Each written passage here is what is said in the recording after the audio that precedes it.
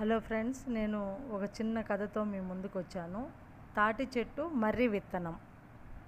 ఒక కాకి తాటి చెట్టుపై కూర్చొని మర్రి పండును తినుచుండెను.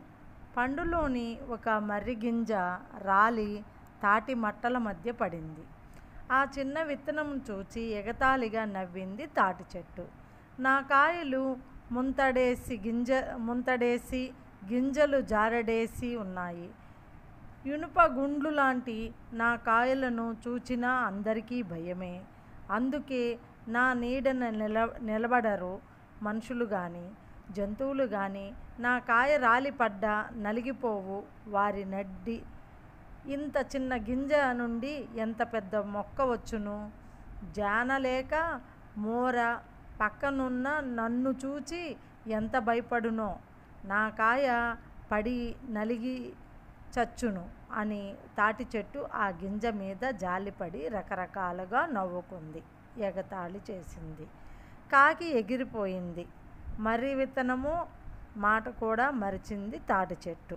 కొంతకాలం జరిగిన తరువాత మర్రి గింజ మొలకెత్తి చిన్న చెట్టుగా అవతరించింది. సంవత్సరం గడిచింది. మర్రి చెట్టు మరింత పెద్దదైంది. కొంతకాలానికి తాటిని మించిపోయి పెరిగింది. మర్రి చెట్టు తాటి చెట్టుకు తాపడమైనట్లు పెరిగింది.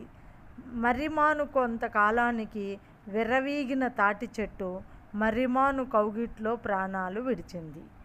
ఈ కథలోని నీతి, ధనముందని బలముందని అహంకారంతో మంచివారిని కించపరిస్తే తుదకు ఇదే జరుగుతుంది అని.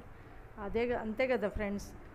మనము చిన్నవాళ్ళమని చెప్పి ఎగతాళి చేయడము, ఇబ్బంది పెట్టడము ఇలాంటివి చేస్తూ ఉంటే ఏ రోజుకైనా వారికి ఒక సమయం వస్తుంది.